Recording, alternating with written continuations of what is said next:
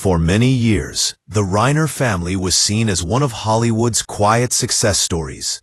A family that seemed to balance fame with warmth and achievement with togetherness. Rob Reiner was known to the public as a talented filmmaker, a thoughtful storyteller, and a man who valued his work but never placed it above his family. His home in Brentwood was often described by friends as calm, welcoming, and full of familiar routines. Family dinners, shared holidays, and simple evenings together created an image of stability that felt rare in an industry often marked by chaos. To the outside world, it looked like nothing could disturb that balance. Yet, as time would slowly reveal, the story inside those walls was far more complex than it appeared. Beneath the smiles and quiet pride, there were unspoken struggles, emotional gaps, and wounds that never fully healed. These were not the kind of problems that showed themselves in public photos or interviews. They lived in private moments, in late-night worries, and in conversations that were postponed again and again. Tracy Reiner, Rob's adopted daughter, grew up feeling deeply loved by her father. He never treated her as anything other than his own child. From her earliest memories, Rob was present in her life, offering guidance, support, and reassurance. He listened to her thoughts, encouraged her dreams, and reminded her that she always had a place where she belonged. Tracy often recalled how her father spoke to her with patience, choosing his words carefully, as if he wanted to make sure she felt safe and understood. He believed that love was not something that needed to be loud or dramatic. For him, it was shown through consistency, through showing up, and through staying when things were difficult. As Tracy grew older, that steady presence became the foundation of her confidence.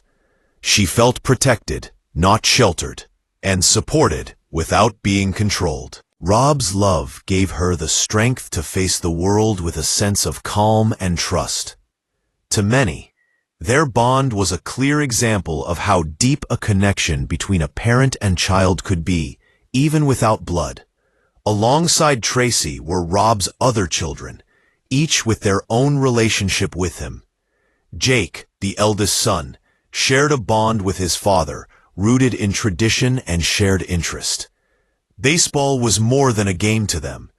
It was a bridge between generations, a shared language that allowed them to connect without needing to explain everything in words. Long trips to stadiums across the country became moments where time slowed down. Sitting side by side, watching a game, they talked about life, values, and the kind of people they wanted to be. Rob often believed that these quiet moments mattered more than grand lessons. He wanted his children to learn not from lectures, but from example. Rami, the youngest, was raised with gentle care and attention. Rob made a conscious effort to listen to her worries, no matter how small they seemed. He wanted her to feel seen, heard, and respected. He reminded her often that she could choose her own path, and that his love would not depend on her success or choices. These promises stayed with her, forming a sense of emotional safety that shaped her early years. But within this family, there was also a relationship that followed a more painful path. Nick, Rob's son, struggled from a young age with emotions that were hard to understand and even harder to manage. While the rest of the family seemed to move forward with stability, Nick often felt stuck, restless, and disconnected. Rob loved his son deeply, but love alone did not solve the growing distance between them. Rob believed in structure, routine, and clear values. Nick, on the other hand, felt overwhelmed by expectations and pressure he could not fully explain. As Nick grew older, that gap widened. When addiction entered Nick's life during his teenage years, it changed everything. Fear, became a constant presence in the family. Nights were spent waiting, wondering, and hoping for signs that Nick was safe. Rehab centers, difficult decisions, and emotional exhaustion became part of daily life. Rob and Michelle tried to help in every way they knew how, often guided by professionals and advice that promised solutions but delivered uncertainty.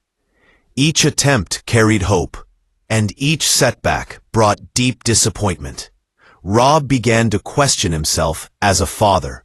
He wondered where he had gone wrong, and whether love, discipline, or fear had shaped the choices he made. These thoughts weighed heavily on him, even when he tried to stay strong for the rest of the family. To the outside world, Rob Reiner remained the same respected figure, but inside, he carried the silent burden of a parent watching a child struggle in ways he could not control. Over time, the family learned how to live with tension, even when it was never fully resolved. They smiled in public, spoke carefully in interviews, and protected their private pain from becoming spectacle. But pain that is not spoken does not disappear. It waits. It grows quietly, and it shapes the moments that come after, in ways no one can fully predict. As the years passed, the emotional weight within the family continued to build, shaped by hope, disappointment, and the constant effort to keep going. Rob often found himself caught between fear and determination. He wanted to believe that things would improve, that time and effort would bring healing. At the same time, he felt the heavy truth that love could not force change. Nick moved in and out of periods of stability, sometimes appearing hopeful, sometimes distant and withdrawn. Each improvement felt fragile, as if it could disappear at any moment.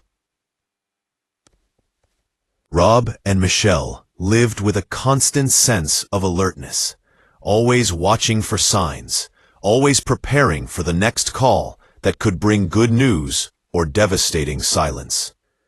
The emotional toll of this uncertainty slowly affected every part of their lives. Conversations became careful. Decisions felt heavier. Even moments of happiness carried an edge of worry. Rob later admitted that some of the hardest choices he made were driven by fear rather than trust. Following professional advice, he believed that setting firm boundaries might push Nick toward responsibility and recovery. Cutting financial support and insisting on treatment felt like acts of love at the time, even though they caused deep pain. Looking back, Rob questioned whether those decisions created distance instead of healing. Regret became something he carried quietly, rarely spoken, but always present. In moments of honesty, he admitted that he did not always know the right answer, and that being a parent did not come with clear instructions. Amid this struggle, there were moments when father and son found ways to reconnect. One of the most meaningful attempts came through creativity. Working together on a film project allowed them to face each other not just as parent and child, but as collaborators. The process was difficult. Arguments were common. Old wounds surfaced, and emotions ran high. Yet through that conflict, something important happened. They listened. For the first time in years, they tried to understand each other's experiences without immediately defending themselves.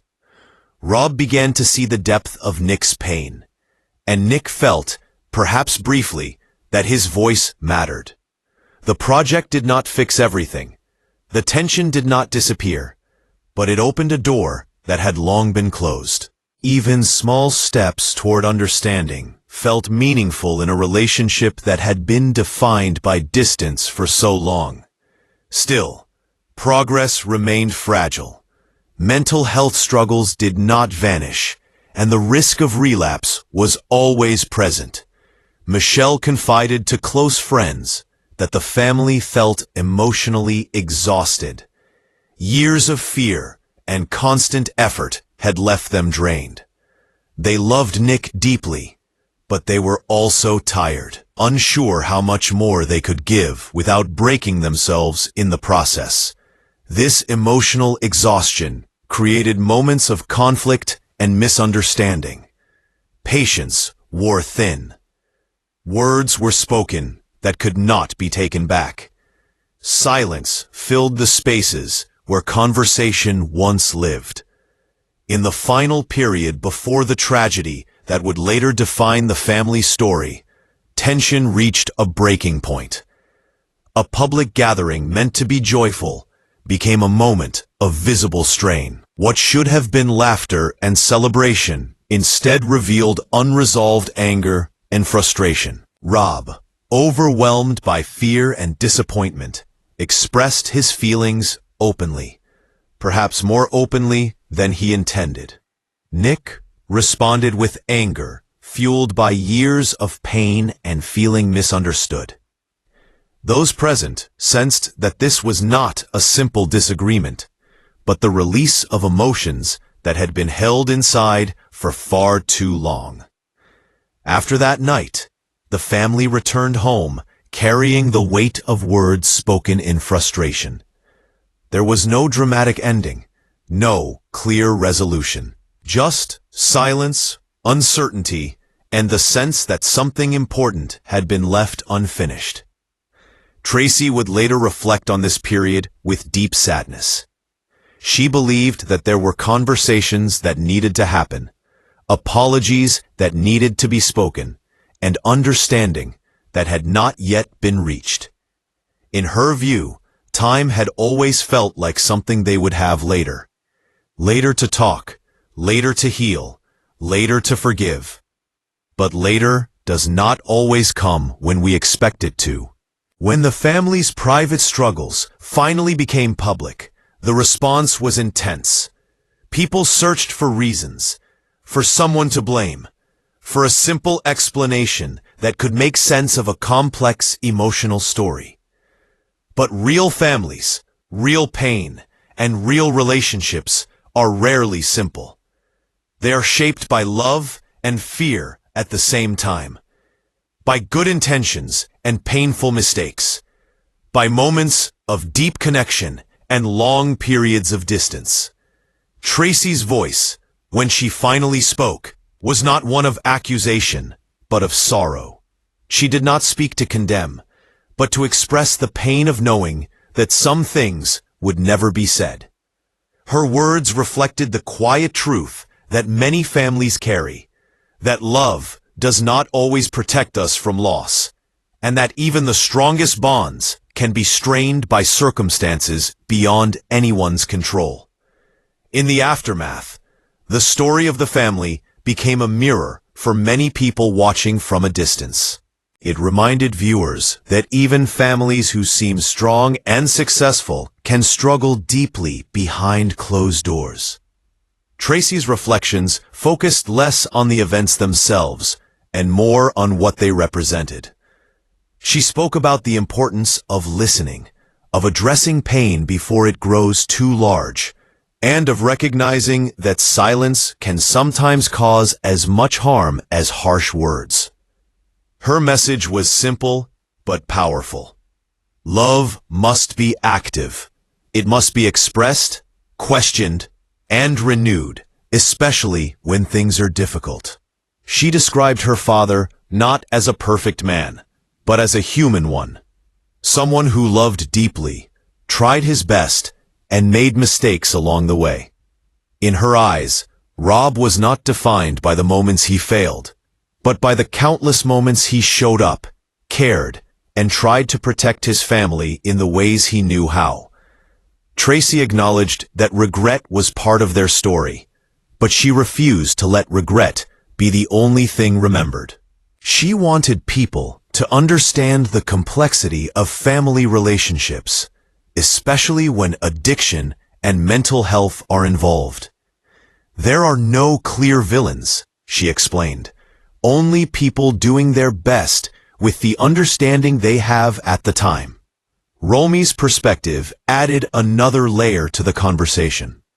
She spoke about feeling both loved and confused, protected and overlooked at different times in her life. Her experience reminded viewers that siblings can grow up in the same house but experience it very differently.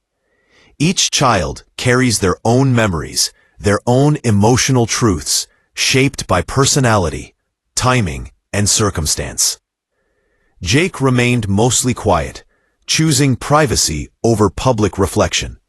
But those close to him described him as someone who carried the family's values forward with quiet strength. Together, their voices painted a picture not of scandal, but of a family shaped by love, struggle, and unresolved pain. The public response gradually shifted from shock to reflection. People began sharing their own stories, recognizing pieces of themselves in the family's experience. Parents spoke about the fear of making the wrong choices. Children spoke about feeling misunderstood.